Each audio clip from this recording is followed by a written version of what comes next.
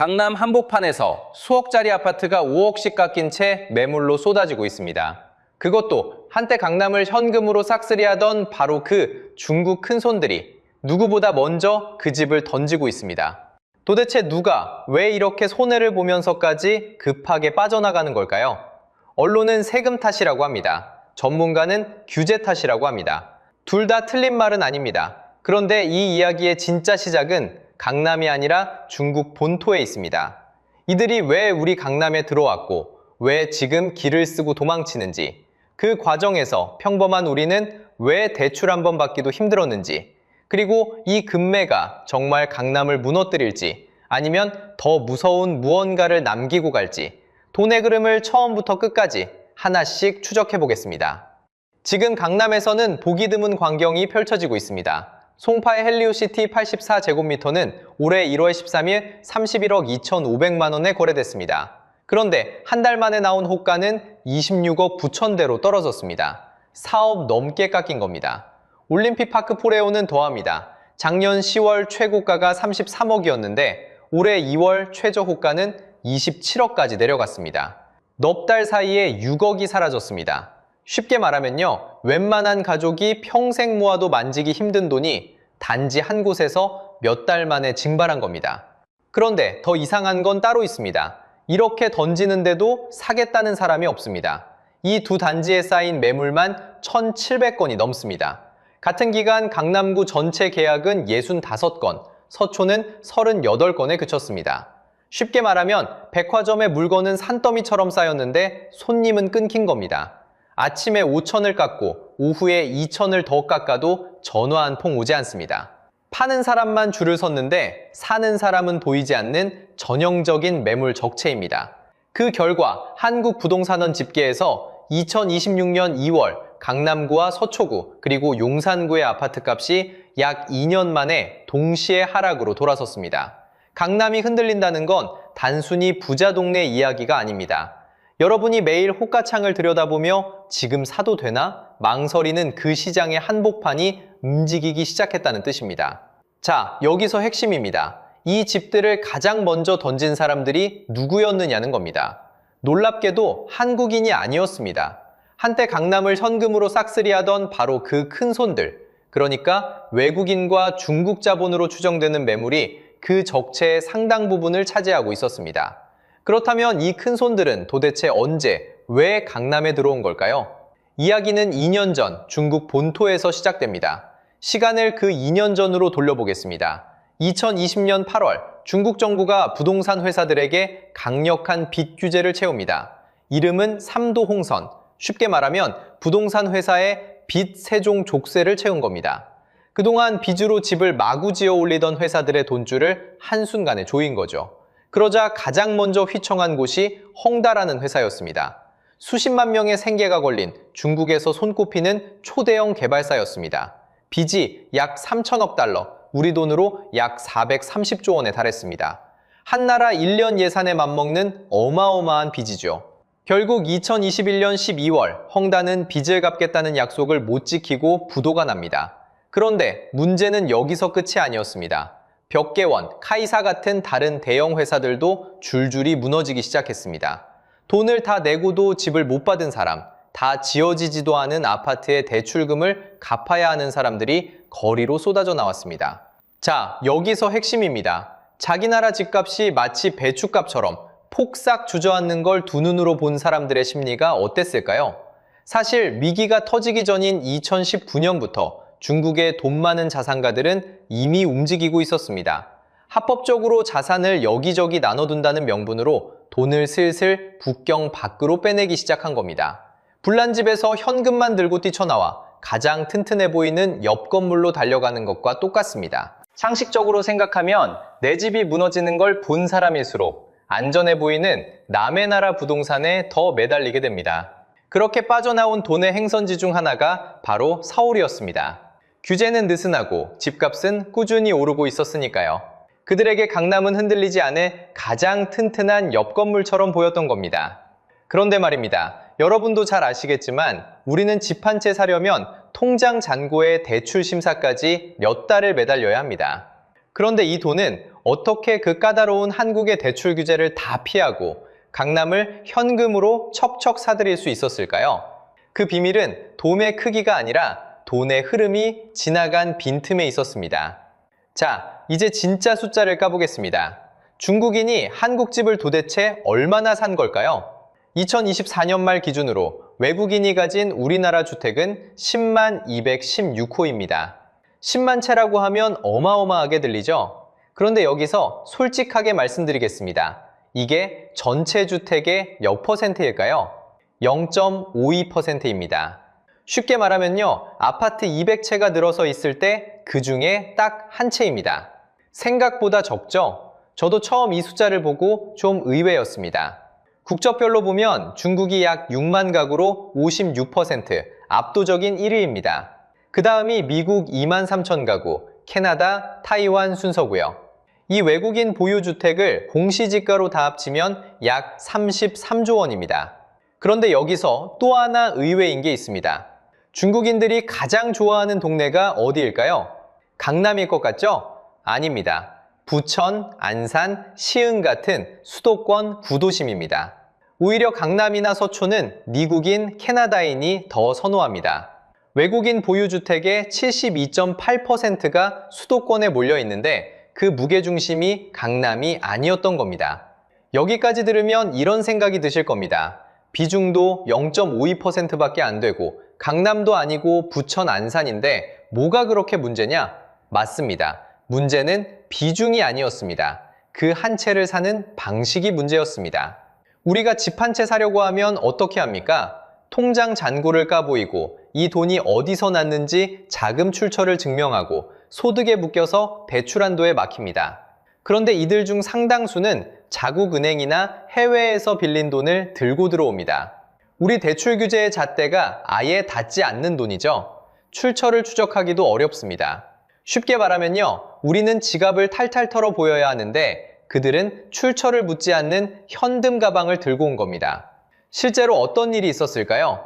2025년 3월 서울 성북동의 한 단독주택이 119억 6천만 원에 팔렸습니다. 올해 전국 단독주택 중 최고가였습니다. 그런데 산 사람이 1992년생, 우리 나이로 33세 중국인이었고 그것도 전액 현금이었습니다. 국토부는 이 거래를 위법 의심으로 분류했습니다. 더 거슬러 올라가면 2021년에는 가상자산으로 환치기를 해서 무려 840억 원을 빼돌려 서울 아파트 55채를 사들인 외국인들이 관세청에 적발된 사건도 있었습니다. 비중은 0.52%, 작습니다. 하지만 그 작은 틈으로 들어온 돈의 성격은 우리와 완전히 달랐던 겁니다. 자, 여기서 이상한 점이 생깁니다. 외국인 비중이 이렇게 작은데 왜 사람들은 이렇게까지 화가 났을까요? 진짜 문제는 규모가 아니었습니다. 같은 강남 아파트를 사는데 한국인과 외국인에게 적용되는 규칙이 완전히 달랐기 때문입니다. 자, 이제부터가 진짜 화가 나는 이야기입니다. 그 규칙이 어떻게 달랐는지 여러분 한번 같이 따라와 보세요. 먼저 대출입니다. 우리 같은 평범한 사람이 강남에 집을 사려면 어떻게 됩니까? 2025년 U27 대책으로 수도권에서 주택담보대출은 아무리 많아도 6억까지만 됩니다. 생애 첫 집도 빌릴 수 있는 비율이 줄었고요. 대출 받으면 6개월 안에 그 집에 직접 들어가 살아야 합니다. 여기에 11호 대책이 더해지면서 25억 넘는 집은 대출이 딱 2억까지만 나옵니다. 거기다 스트레스 DSR 3단계까지 적용됐어요. 쉽게 말하면요, 앞으로 금리가 오를 걸 가정해서 내 대출 한도를 한 번 더 깎는 겁니다. 한국인은 이렇게 양손이 다 묶입니다. 그런데 외국인은요, 자기 나라 은행에서 대출을 받거나 아예 현금을 들고 들어옵니다. 우리를 묶어둔 이 규제들을 그냥 옆문으로 비켜가는 겁니다. 자, 여기서 핵심입니다. 한쪽은 양손을 묶고 린에 올렸는데 다른 쪽은 글러브도 안 끼고 올라온 시합이에요. 내가 6억 빌리겠다고 몇 달을 서류 떼고 심사받으며 매달리는 동안 옆에서는 현금 가방이 그냥 통과합니다. 두 번째, 더 이상한 게 있습니다. 그렇게까지 사들였으면 거기 살기는 할까요? 숫자로 보면요, 장기 체류자 대비 주택 보유율이 중국은 7.5%인데 미국은 27%입니다. 보유 가구 수는 중국이 압도적 1등인데요. 정작 그 집에 들어가 사는 비율은 미국의 4분의 1 수준입니다. 사는 게 아니라 묵혀두는 거죠. 우리는 들어가 살 집 한 채가 없어서 발을 동동 구르는데 말입니다. 세 번째, 이게 정말 핵심입니다. 그럼 반대로 우리가 중국에 가서 집을 살 수 있을까요? 못 삽니다. 중국은 땅이 전부 국가 소유라서요. 외국인은 길어야 70년 빌려 쓰는 게 전부입니다. 영원히 내 것으로 가질 수가 없어요. 그러니까 한국인은 중국집을 영영 못 사는데 중국인은 우리 강남을 기한도 제한도 없이 영원한 내 것으로 사들이는 겁니다. 이걸 어려운 말로 상호주의가 없다고 합니다. 쉽게 말하면요. 네가 내 집을 못 사면 나도 네 집을 안 판다는 게 맞대응 원칙인데 우리만 그 원칙 없이 문을 활짝 열어둔 거죠. 마지막 네 번째입니다. 돈의 출처를 따져보면 또 다릅니다. 우리는 집 한 채 사려면 자금 조달 계획서라는 걸 냅니다. 이 돈이 어디서 났는지 통장 잔고까지 탈탈 털어 증명해야 해요. 그런데 국경 밖에서 들어온 돈은 그 흐름을 따라가기가 훨씬 어렵습니다. 실제로 33살 중국인이 성북동 단독주택을 119억 6천만 원에 전액 현금으로 사들였는데요. 정부도 어디서 난 돈인지 의심스럽다며 위법 의심으로 분류했습니다. 우리는 잔고를 까 보여야 하는데 그들은 출처를 묻지 않는 현금을 들고 온 겁니다. 자, 이 네 가지를 한자리에 모아보세요. 대출도, 실거주도, 상호주의도, 자금 출처도 전부 한쪽으로만 기울어 있습니다. 이게 바로 기울어진 운동장입니다. 여러분이라면 이게 공정하다고 느껴지십니까? 내가 영끌에서 수천만 원 대출 한번 받으려고 몇 달을 매달리는 동안 누군가는 그 모든 규칙을 비켜서 우리 동네 집을 사갔습니다. 그런데 여기서 한 가지 의문이 생깁니다. 이게 정말 우리만의 문제일까요? 다른 나라들은 이 기울어진 운동장을 그냥 두고 봤을까요? 아니었습니다. 그리고 바로 그 다른 나라들이 빗장을 거는 움직임이 강남을 싹쓸이하던 중국 큰손들을 길을 쓰고 도망치게 만든 진짜 방아쇠였습니다. 결론부터 말씀드리면 막을 수 없었던 게 아니라 우리만 안 막고 있었을 뿐입니다. 캐나다를 보세요. 외국인은 아예 집을 못 사게 막는 법을 만들었습니다. 원래 2025년에 풀릴 예정이었는데 그걸 2027년까지 더 연장했어요. 호주는 한술 더 떴습니다. 외국인이 기존 주택을 사는 걸 금지했고 그 빗장을 2029년 6월 말까지 늘려놨습니다. 싱가포르는 세금으로 막습니다. 외국인이 집을 사면 추가 취득세라는 걸 무려 60%나 물려요. 10억짜리 집을 사려면 세금만 6억을 더 내라는 겁니다. 사실상 사지 말라는 소리죠. 미국도 일부 주에서는 아예 중국인의 부동산 취득을 제한하는 법을 만들었고 연방법원이 이걸 합헌이라고 인정했습니다. 쉽게 말하면요. 다른 나라들은 현관에 이미 자물쇠를 달아놨던 겁니다. 우리만 문을 활짝 열어두고 있었던 거죠. 그런데 여기서 핵심입니다. 우리도 드디어 그 빗장을 걸기 시작했어요. 2025년 8월 26일 정부가 외국인을 대상으로 토지거래 허가구역을 지정했습니다. 서울 25개구 전체, 경기 23개 시군, 인천 7개구가 묶였어요. 이제 외국인이 이 지역에서 집을 사려면 미리 정부 허락을 받아야 합니다. 허락 없이 맺은 계약은 아예 무효고 2년 동안 직접 살아야 하는 의무까지 붙었습니다. 자, 이게 바로 그들이 도망친 방아쇠였습니다. 생각해보세요. 들어오는 문은 갑자기 좁아졌습니다. 그런데 양도세의 보유 부담까지. 나가는 문은 여전히 활짝 열려 있어요. 들어오긴 어렵고 나가긴 쉬운 이 비대칭. 눈치 빠른 돈일수록 먼저 빠져나갑니다. 그래서 가장 먼저 강남을 던지기 시작한 거예요. 출구 전략으로 말이죠. 효과는 숫자로 바로 드러났습니다. 제도 시행 후인 2025년 9월부터 12월까지 서울에서 외국인 주택 거래가 절반 넘게 51%나 줄었습니다. 강남 3구와 용산은 65%가 급감했어요. 가장 충격적인 건 서초구입니다. 1년 전 같은 기간에 92건이던 외국인 거래가 단 11건으로 쪼그라들었습니다. 무려 88%가 사라진 겁니다. 빗장 하나 걸었더니 열의 9이 발길을 끄는 셈이죠. 국회에서는 아예 한 발 더 나가려 합니다. 2025년 7월 외국인 부동산 취득을 신고만 하면 되는 지금 방식에서 정부 허가를 받아야 사는 방식으로 바꾸고 네가 내 집 못 사면 나도 안 판다는 상호주의 원칙을 법으로 못 박는 개정안이 발의됐습니다. 그럼 그들이 빠져나간 강남은 정말 폭락했을까요? 바로 여기서 많은 사람들이 크게 착각합니다. 결론부터 말씀드리면 폭락이라고 단정할 수는 없습니다. 중국 자본이 빠져나갔으니 강남이 도미노처럼 무너질 거라고 생각하기 쉽죠. 그런데 데이터는 전혀 다른 이야기를 합니다. 2026년 2월에 금매가 쏟아진 건 외국인 탈출 하나 때문이 아니었습니다. 더 큰 몫은 따로 있었어요. 바로 5월 10일부터 부활하는 다주택자 양도세 중과였습니다.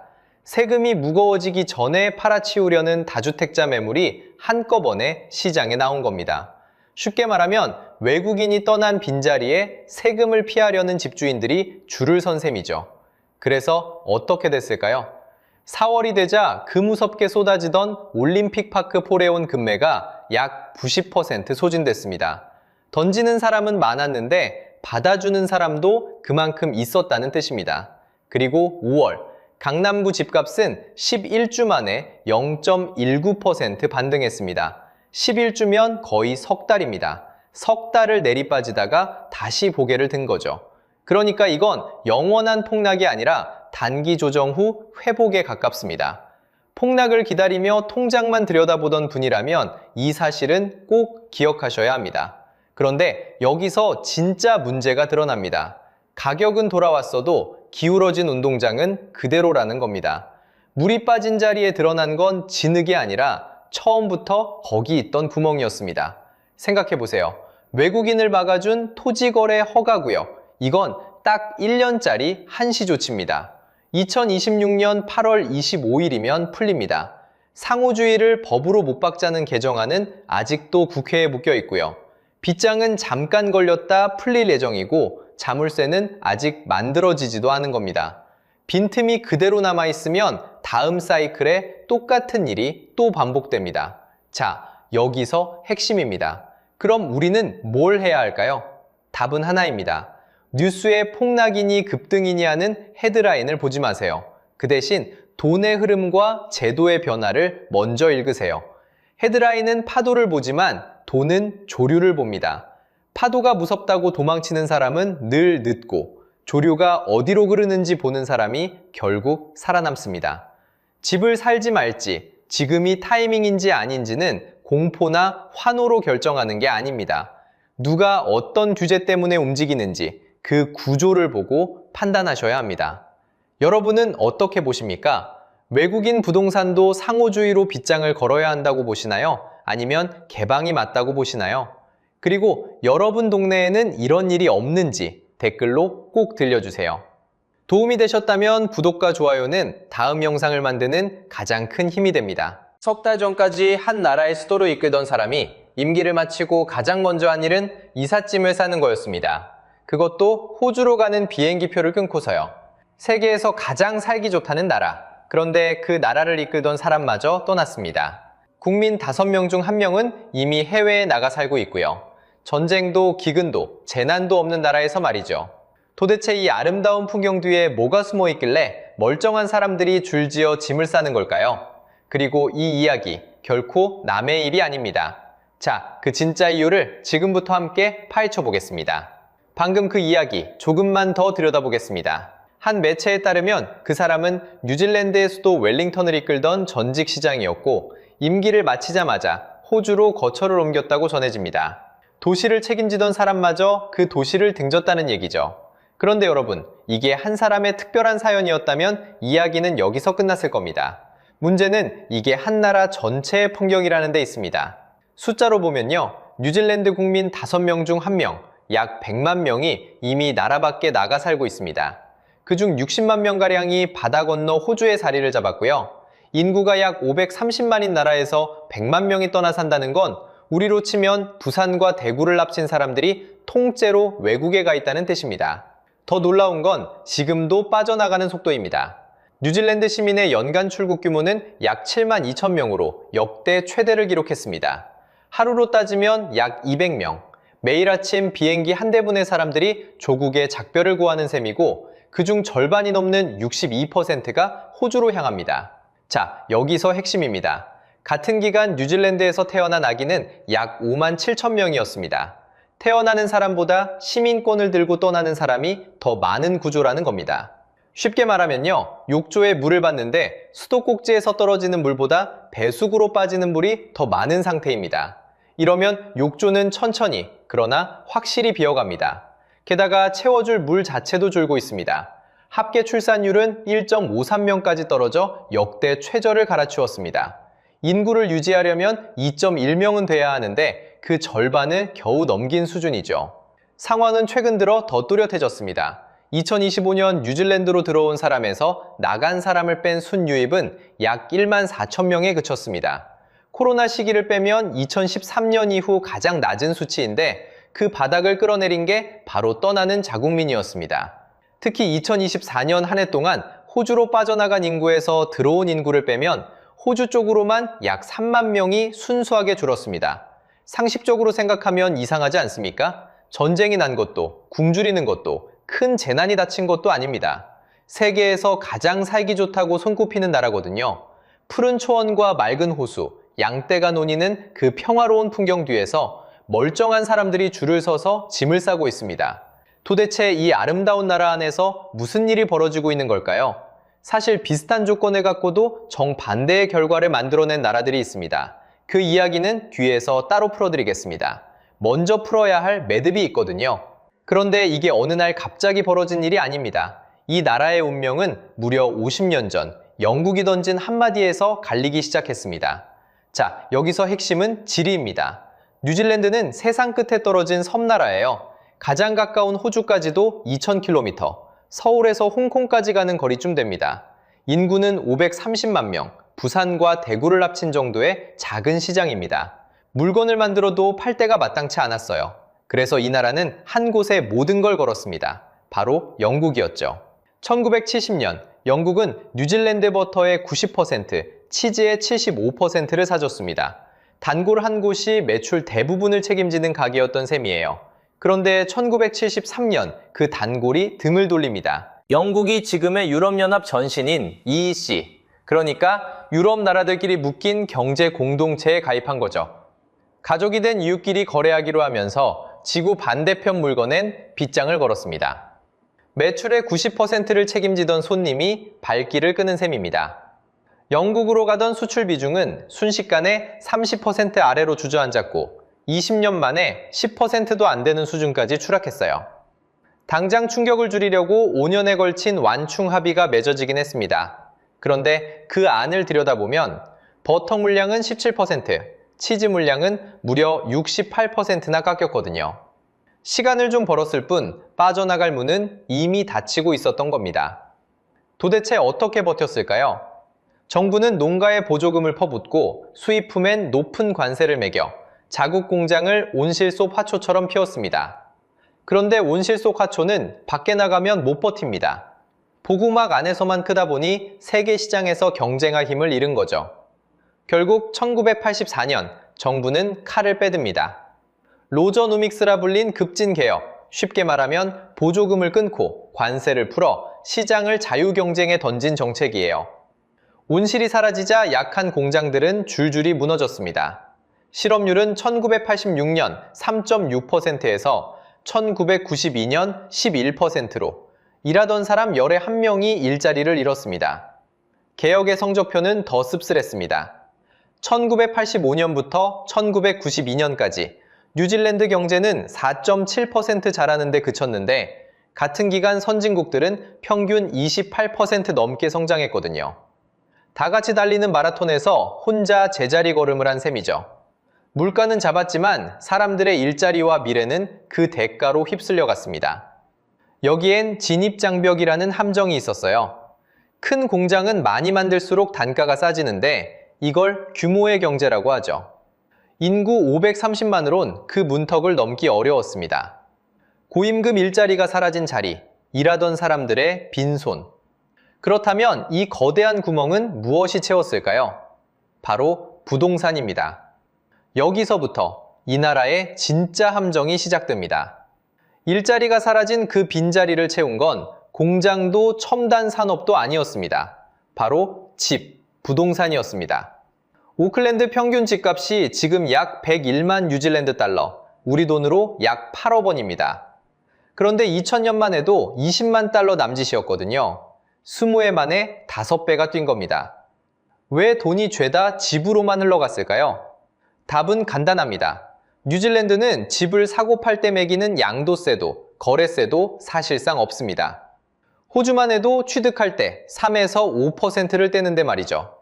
세금 한 푼 안 떼는 곳에 돈이 안 몰리면 그게 이상한 겁니다. 그러니 투자라는 투자는 전부 부동산으로 빨려 들어갔습니다. 숫자로 보면요. 이 나라가 한 해에 투자하는 돈 가운데 주택이 차지하는 비중이 33.8%입니다. 선진국 클럽이라는 OECD 평균은 21% 남짓이거든요. 쉽게 말해 남들보다 집에다 돈을 훨씬 많이 들이붓는다는 뜻입니다. 이렇게 쌓인 집들의 값을 다 합치면 한 해 나라가 벌어들이는 돈, 그러니까 GDP의 약 4배에 달합니다. 나라 경제가 통째로 집 한 채에 올라탄 셈입니다. 이게 뉴질랜드만의 별난 사정도 아닙니다. OECD 나라들 가운데 소득 대비 집값이 가장 높고 2000년 이후 가장 가파르게 오른 곳을 꼽으면 뉴질랜드와 캐나다, 스웨덴이 나란히 손에 꼽힙니다. 살기 좋다는 이미지 뒤에서 조용히 가장 위험한 부동산 나라가 돼버린 거죠. 이걸 경제학에서는 자산 인플레이션이라고 부릅니다. 쉽게 말하면요, 내가 땀 흘려 버는 월급보다 가만히 들고 있는 집값이 더 빨리 불어나는 현상입니다. 이게 왜 무서운지 그림으로 그려볼게요. 집을 가진 사람은 위로 올라가는 에스컬레이터에 가만히 서 있는 겁니다. 발 한 번 안 굴러도 매년 자산이 쑥쑥 올라갑니다. 반대로 월급쟁이는요, 멈춰선 계단을 죽어라 뛰어 올라가는데 그 계단이 거꾸로 내려가고 있습니다. 한 칸 오르면 2칸 미끄러지는 거예요. 여기서 우리는 기회비용이라는 말을 떠올리게 됩니다. 청년이 대학을 나와 좋은 직장을 잡고 꼬박 월급을 모아도 그 사이 집값은 저만치 달아나 버립니다. 일한 대가가 집 한 채의 그림자도 못 따라가는 거죠. 자, 여기서 핵심입니다. 일하는 사람의 지갑은 점점 얇아지는데 집을 깔고 앉은 쪽 곳간만 두툼해집니다. 똑같이 아침에 눈을 떠도 노동으로 버는 사람과 자산으로 버는 사람의 출발선이 완전히 다른 겁니다. 생각해보세요. 성실하게 일할수록 상대적으로 더 가난해지는 구조라면 여러분은 그 나라에 남아있겠습니까? 땀의 가치가 부정당하는 곳에서 청년들은 조용히 짐을 싸기 시작합니다. 그런데 더 이상한 건 말이죠. 정부가 빈자리에 사람을 채워 넣어도 밑 빠진 독처럼 다시 빠져나간다는 겁니다. 왜 채워도 새는 걸까요? 그 구멍의 정체를 들여다보면 정말 소름이 돋습니다. 자, 여기서 핵심입니다. 뉴질랜드 정부도 사람이 빠져나가는 걸 알고 있습니다. 그래서 해마다 이민을 받아 빈자리를 채웁니다. 그런데 이상한 일이 벌어집니다. 채워 넣어도 어느새 또 새어나가는 거예요. 마치 밑이 뚫린 양동이에 물을 붓는 셈입니다. 왜 이런 일이 벌어지는 걸까요? 2023년 7월부터 제도 하나가 바뀌었습니다. 뉴질랜드 여권만 있으면 호주에서 4년만 살아도 영주권 없이 곧장 시민권을 신청할 수 있게 된 거죠. 그러니까 뉴질랜드가 호주로 가는 디딤돌이 돼버린 겁니다. 이걸 보여주는 숫자가 있습니다.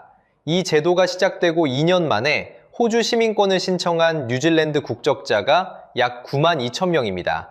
그런데 여기서 더 놀라운 게 있습니다. 그 신청자의 절반 가까이 약 48%가 뉴질랜드에서 태어난 사람이 아니었습니다.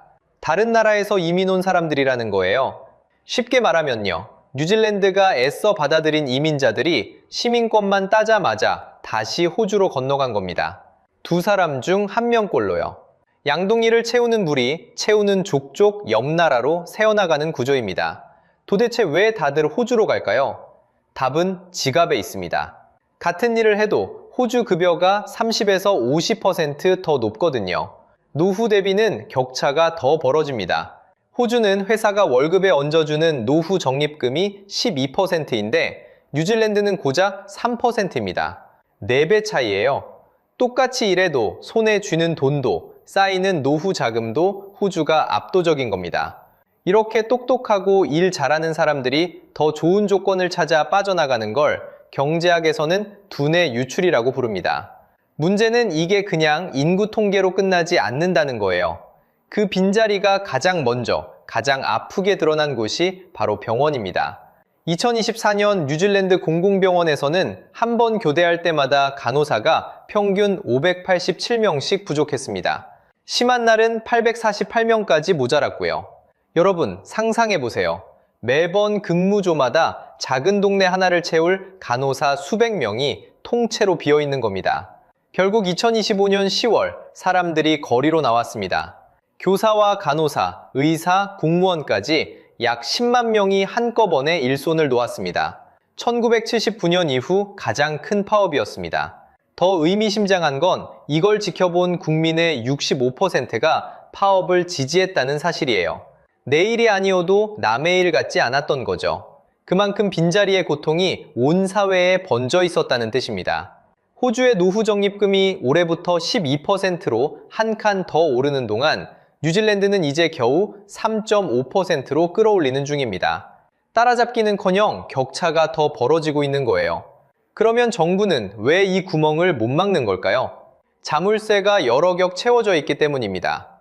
호주와는 자유롭게 오가는 협정이 묶여 있어 사람을 붙잡을 방법이 마땅치 않습니다. 집값을 낮추자니 국민 살림살이의 약 70%가 부동산에 묶여 있어서 집값이 떨어지면 온 나라 곳간이 같이 휘청입니다. 떠나는 걸 막기도 머물 이유를 만들기도 어려운 거죠. 여기에 떠난 사람들의 표심과 이해관계까지 얽히면 정책을 바꾸는 일은 더 힘들어집니다. 한번 호주 생활에 익숙해진 사람을 다시 불러오는 비용, 경제학에서 전환비용이라고 부르는 이 벽도 갈수록 높아지고요. 그래서 양동이의 구멍은 막히지 않고 물은 계속 샙니다. 그렇다면 이 나라는 길이 없는 걸까요? 그렇지 않습니다. 앞에서 잠깐 말씀드렸죠? 똑같이 작고 똑같이 고립된 조건에서 정반대 결과를 낸 나라들이 분명히 있거든요. 자, 여기서 잠깐 생각해 볼 게 있습니다. 같은 작은 나라, 같은 고립된 처지인데 전혀 다른 길을 간 곳들이 있거든요. 앞에서 잠깐 미뤄뒀던 정반대 선택을 한 나라들 이야기입니다. 아일랜드를 보세요. 법인세를 12.5%까지 확 낮췄습니다. 그랬더니 구글, 애플, 마이크로소프트 같은 거대 기업의 유럽 본부가 줄지어 들어왔고요. 떠났던 인재들도 하나둘 다시 돌아오기 시작했습니다. 에스토니아는 더 기발했습니다. 2014년 세계 최초로 전자시민권이라는 걸 만들었거든요. 땅이 좁고 사람이 적어도 인터넷으로 전 세계 기업을 끌어오는 새로운 길을 열어버린 겁니다. 두 나라의 공통점은 단 하나예요. 사람이 떠난 이유가 아니라 머물 이유를 만들었다는 겁니다. 아름다운 풍경이 아니라 먹고 살 기회로 사람을 붙잡은 거죠. 그런데 여기서 뉴질랜드의 가장 쓸쓸한 장면이 나옵니다. 로켓랩이라는 회사가 있어요. 2006년 인버카길 출신의 한 청년이 자기 집착오에서 시작한 작은 우주 기업입니다. 이 회사는 결국 2021년 미국 나스닥에 상장합니다. 그런데 본사는 어디로 갔을까요? 미국 캘리포니아로 옮겨갔습니다. 회사는 멋지게 키웠는데 끝까지 자기 나라에서 키워내지는 못한 거예요. 자, 여기서 핵심입니다. 이게 정말 남의 나라 이야기일까요? 거울을 한번 우리 쪽으로 돌려보겠습니다. 그 거울에 비친 얼굴이 소름 돋게도 우리를 너무 닮아 있습니다. 서울의 집값을 소득으로 나눈 배율이 13.9배입니다. 쉽게 말하면 평범한 직장인이 한 푼도 안 쓰고 14년치 월급을 통째로 모아야 서울집 한 채를 겨우 산다는 뜻이에요. 전국 평균이 6.3배 정도인 걸 생각하면 서울 한 곳만 2배 넘게 치솟아 있는 겁니다. 오클랜드가 그랬듯 돈도 사람도 한 도시로만 빨려 들어가고 있는 거죠. 그리고 더 무서운 게 있습니다. 한국의 인공지능 인재 순유출이 OECD 38개국 중 35위예요. 유출 규모로 따지면 네 번째로 큰 겁니다. 그것도 최근 5년 사이에 점점 더 빨라지고 있고요. 인재가 모여드는 나라는 인구 10,000명당 8, 9명씩 순유입되는데 우리는 거꾸로 빠져나가는 쪽에 서 있는 셈입니다. 뉴질랜드 사람들은 기회가 없어서 떠납니다. 한국의 청년들은 경쟁이 너무 심해서 떠납니다. 떠나는 이유는 정반대인데 똑똑한 사람이 빠져나간다는 결말은 똑같은 곳을 향하고 있는 겁니다. 결국 이 영상이 말하려던 건 하나입니다. 아름다운 풍경은 문제를 잠시 가려줄 뿐이에요. 사람이 머물 이유를 만들지 못한 나라는 전쟁도 재난도 없이 그저 조용히 비어갑니다. 길이 아주 없는 건 아닙니다. 자본이 부동산 한 곳으로만 쏠리지 않게 물꼬를 터주고 기회와 일자리를 여러 갈래로 넓히고 떠난 인재가 돌아올 이유를 만들어준다면 그 흐름은 분명히 바뀔 수 있습니다. 그래서 마지막으로 여러분께 묻고 싶습니다. 여러분이 지금 사는 곳은 머물고 싶은 곳인가요? 아니면 하루라도 빨리 떠나고 싶은 곳인가요? 댓글로 여러분의 솔직한 생각을 들려주세요. 다음 영상에서는 이 이야기의 한국판을 다뤄보려 합니다. 지방은 텅텅 비어가고 수도권으로만 사람이 몰리는 바로 우리 안에서 벌어지고 있는 또 다른 대탈출 이야기입니다. 오늘 영상이 유익하고 재밌으셨다면 구독과 좋아요 부탁드리겠습니다. 영상 제작에 큰 힘이 됩니다. 다음 영상에서 뵙겠습니다.